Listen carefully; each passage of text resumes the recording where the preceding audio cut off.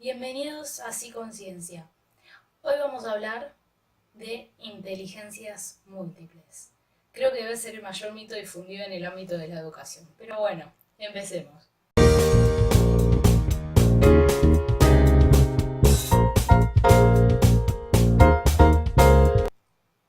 Las inteligencias múltiples fueron propuestas por Gardner. ¿Y esto en qué consiste? En que hay 8 tipos de inteligencia diferentes que supuestamente tenemos cada uno. Estas son lingüística, escribir, leer, contar cuentos o hacer crucigramas; lógico-matemáticas, resolución de problemas aritméticos, estrategias y experimentos; corporal y kinésica, deporte, baile, manualidades; visual y espacial, percibir, imaginar, visualizar, transformar; musical, identificar, reconocer, crear y reproducir sonidos, canciones; interpersonal, se comunican bien y son líderes en sus grupos. Intrapersonal, autoestima, automotivación, felicidad personal y social. Naturalista, atracción y sensibilidad por el mundo natural. Bueno, definidas estas inteligencias, vayamos a cuál es el problema de estos 8 tipos de inteligencias. Primero, que es un concepto que rápidamente agrada al público porque no implica pensar que hay personas más inteligentes que otras, sino que cada uno tiene un tipo especial de inteligencia. Es probable que esta sea la causa que produjo la fama rápidamente de esta teoría. Y es que incluso el propio Gardner asumió que le puso inteligencias múltiples a su libro y no talentos múltiples porque no lo compraría nadie, básicamente, por una cuestión de marketing. Y bueno, ahí ya tenemos un error porque no es lo mismo definir inteligencia que definir talento, tienen sus diferencias. Y es que incluso a mí me ha pasado de decir que me cuesta aprender de determinada forma y que me hayan dicho, che, pero hay diferentes tipos de inteligencia, o que me hayan dicho, no, yo soy visual, yo soy auditivo. Y bueno, algunas que otras veces le he remarcado que esas teorías no tenían evidencia, quizás no con mucho éxito.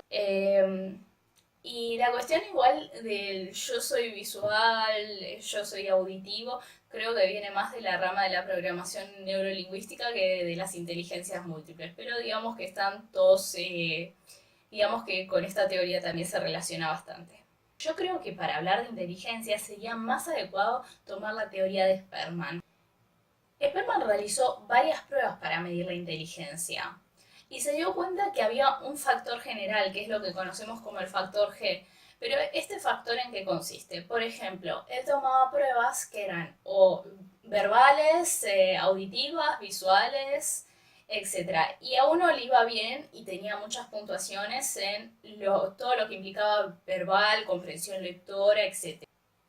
Y bueno, lo que se dio cuenta es que si bien estos sujetos rendían en buen porcentaje en algunas determinadas pruebas, alguna característica, tendían más o menos a desempeñarse bien en el resto de las pruebas, por ejemplo, en cálculos. Entonces, le puso el nombre de factor S a aquellos que eran más específicos y tenían que ver con ciertas aptitudes, y de factor G a ese factor general de inteligencia que según Sperman era hereditario. Esto, claro, evaluando todo desde la psicometría. Pero viendo esta teoría y que también tiene por ahí algunas fallas, aunque tiene más evidencia científica, obviamente, que las de inteligencias múltiples, que simplemente podríamos llamarlo talentos quizás.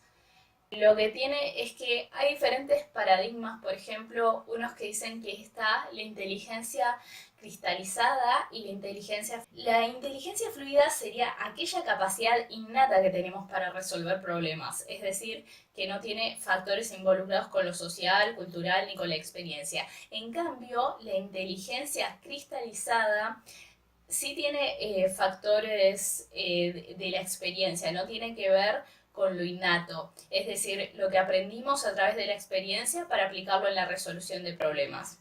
De todas formas, tampoco me parece que sea necesario dividir esta concepción de inteligencias. Yo creo que la mejor definición de inteligencia sería tomarla como la capacidad global de la resolución de problemas. Bueno, pero teniendo esto en cuenta, también, y sobre todo el hecho de las inteligencias múltiples, habría que ver la diferencia entre inteligencia, habilidad y talento. Bueno, la inteligencia ya la hemos definido. El talento se define como aquella habilidad que es innata en una persona y que le permite actuar naturalmente.